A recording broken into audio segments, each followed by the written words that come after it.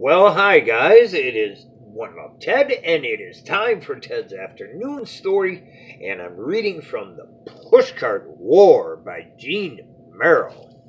We're on chapter 17, the Pea Shooter Campaign, Phase 2. The pushcart peddlers were as surprised as the police commissioner by the reports of new attacks on the trucks.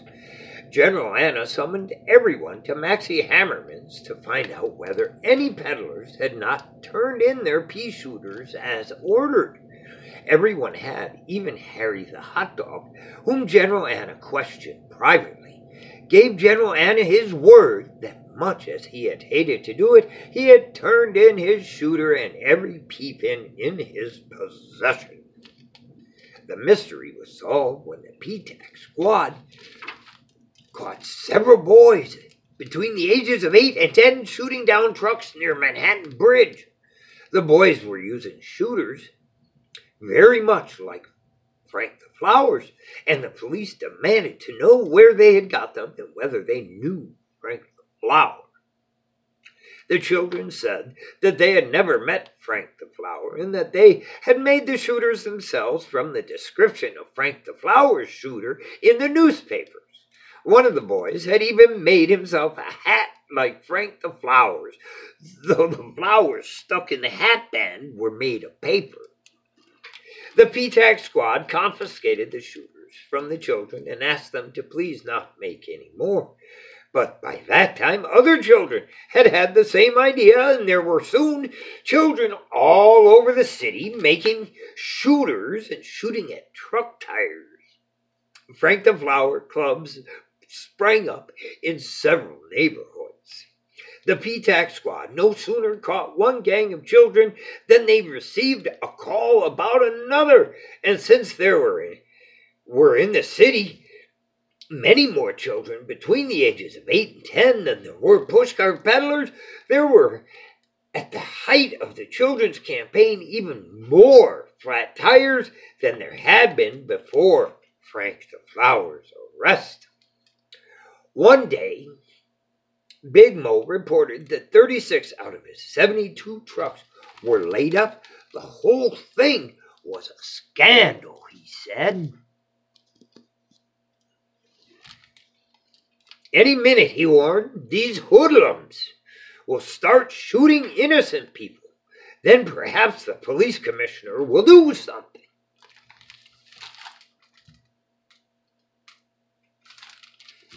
Curiously, the children never did start shooting at people or cars or taxis or bicycles.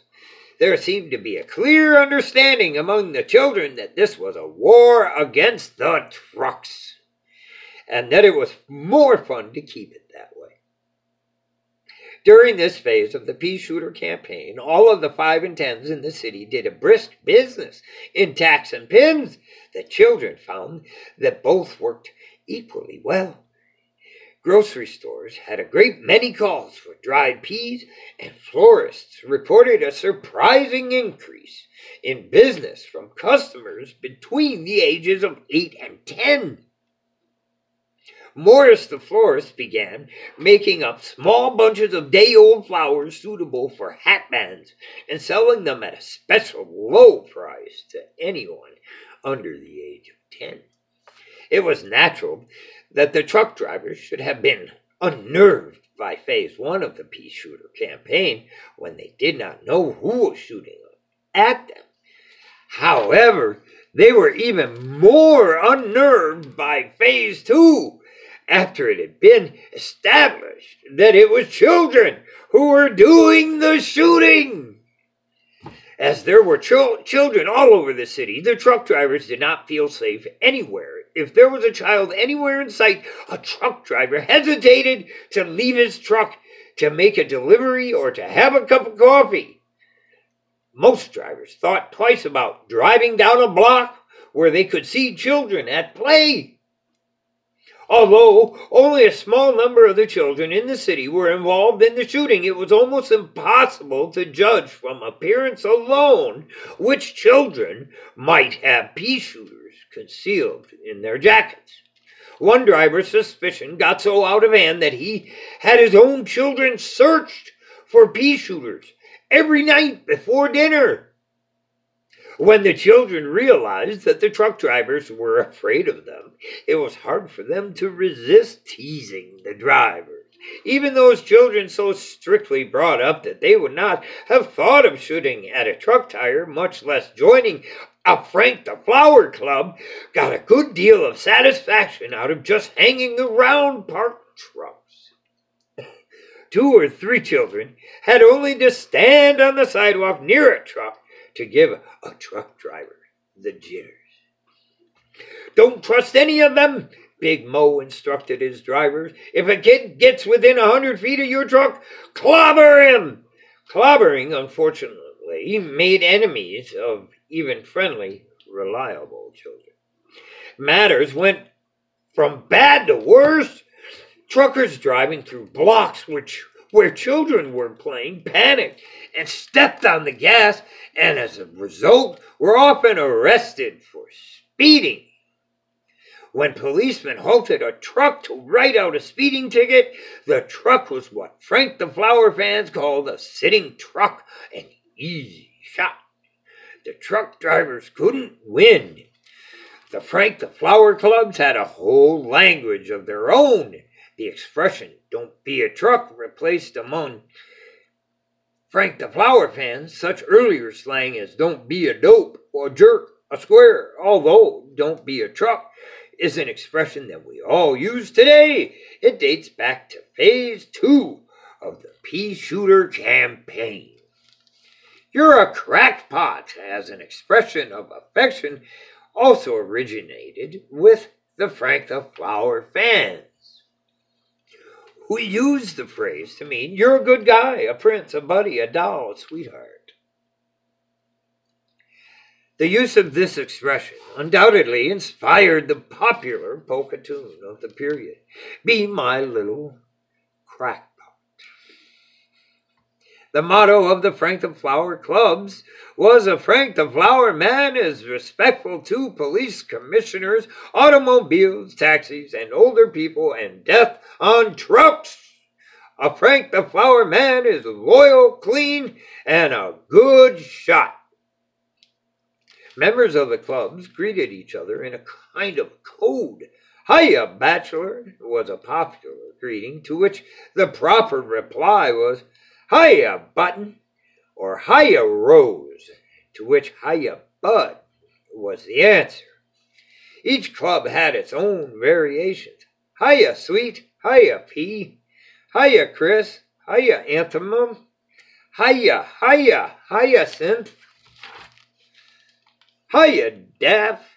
"Did you say Daff?" I said, "Hiya, Daff." "Oh, hiya, Dill." The American ambassador to Russia acquired a reputation for quick wit when a sharp-tongued Russian diplomat addressed him at a party by his first name.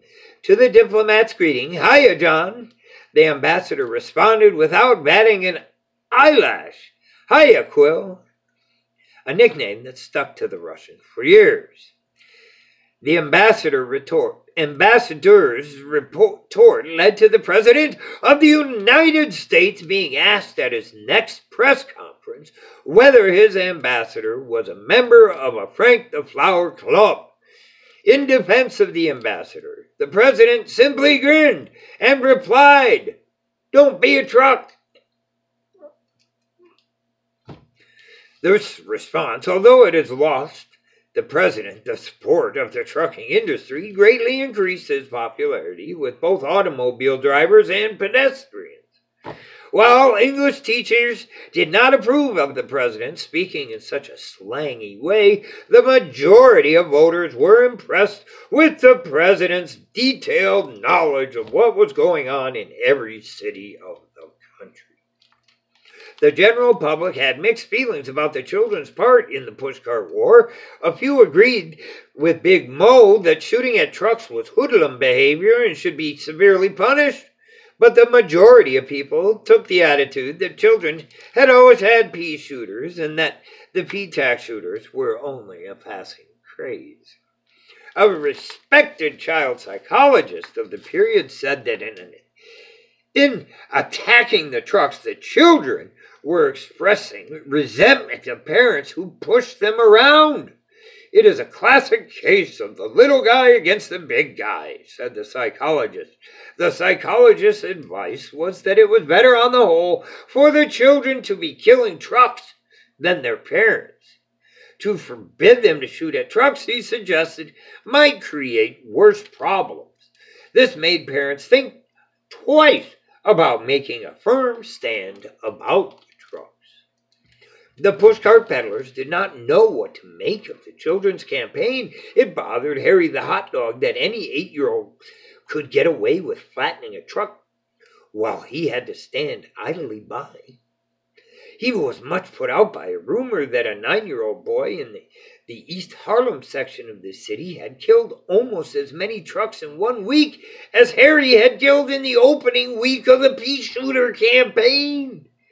"Whose war is this anyway?" Harry demanded. "They are making a joke of it," he complained at a meeting that General Hanna had called to discuss the situation. "This war is a serious business," Harry said, "to pushcart peddlers, a matter of life and death, and these kids are making it like a pig picnic, a big joke. They are laughing at us."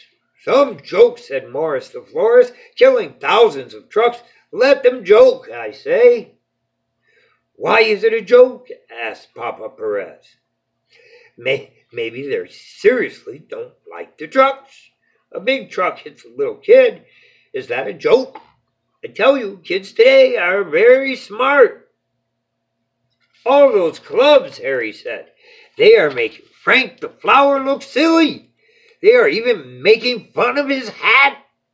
Maxie Hammerman laughed. For 20 years I have made fun of Frank the Flower's hat, and he does not care.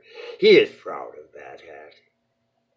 "Also," said Morris the florist, "the club members are writing letters to Frank the Flower in jail, and it is nice to get letters when you are confined." And that's the end of Chapter 17 of The Pushcart War by Gene Merrill. Tomorrow will be Chapter 18, The Retreat of the Trucks and Rumors of a Buildup on the Fashion Front. I'll see you tomorrow. Please make sure you subscribe to my new YouTube channel, One Love Ted Koch. Thanks so much.